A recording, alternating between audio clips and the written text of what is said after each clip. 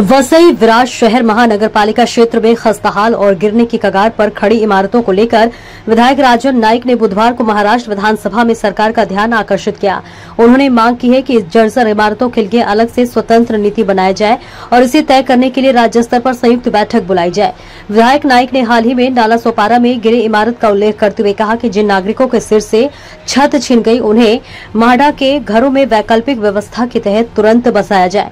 उन्होंने यह भी बताया कि वसई विरार में कई अवैध इमारतें हैं जो आरक्षित भूखंडों पर बनी है। ऐसे मामलों में पुनर्विकास के दौरान कई कानूनी और तकनीकी अड़चनें सामने आती है, इसलिए इन इमारतों को पुनर्विकास और सुरक्षा के लिए अलग और ठोस नीति बनाना जरूरी है।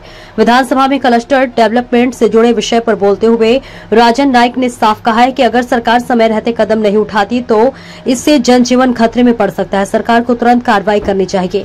आइए देखते हैं और सुनते हैं विधायक राजन नाइक द्वारा विधानसभा में की गई मांग को।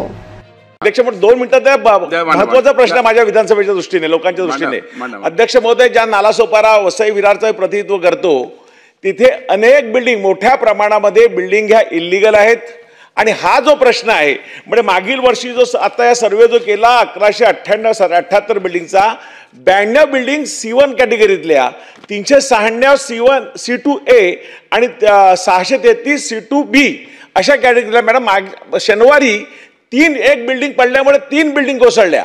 2 बिल्डिंग मधलं अंतर 1.5 फूट आहे, फक्त 1.5 ते 2 फूट आहे।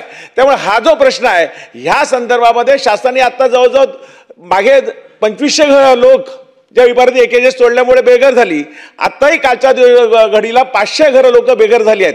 म्हणजे ह्या संदर्भात जी मीटिंग होईल या मीटिंग मध्ये वसई विरारला नालासोपाराही आम्हाला प्रतिनिधी म्हणून आम्हाला बोलवण्यात यावं, कारण इथला प्रश्न टोटली निराळा आहे। काही ज्या 100 तुम्ही 10,000 मीटर सांगितलं त्याच्यामध्ये काही आदिवासी लँड आहे, काही फॉरेस्टची लँड आहे, त्याच्यामध्ये काही डिस्प्युटेड लँड आहे, काही इल्लीगल बिल्डिंग आहेत, काही सेमी इल्लीगल बिल्डिंग आहेत। अशा प्रकारे निरनिराळ्या बिल्डिंग तिथे आहेत। त्यामुळे ह्या संदर्भात निराळा निर्णय एक अलग निर्णय आपल्याला घ्यावा लागेल। त्याचप्रमाणे मी मॅडमला विनंती करतो, इथे गृहनिर्माण राज्यमंत्री आहेत की आमच्याकडे 5000 म्हाडाची घरं आहेत। आता काल जी बिल्डिंग पडली ती लोक रस्त्यावर झोपतात अक्षरशः, त्याला झोपायलाच काय नाही। त्यामुळे ह्याला टेम्पररी महापालिकेने कुठल्याही प्रकारे व्यवस्था ह्या लोकांची राहण्याची केली नाही। 2 दिवस खाणं दिलं, कॉमन हॉल मध्ये ठेवलं, पण आता 5000 याची म्हाडाची जी घरं आहेत कोकण म्हाडाची त्या घरामध्ये ह्या लोकांना राहायला द्या अशी मी आग्रही मागणी करतो। सरकार ते देणार का?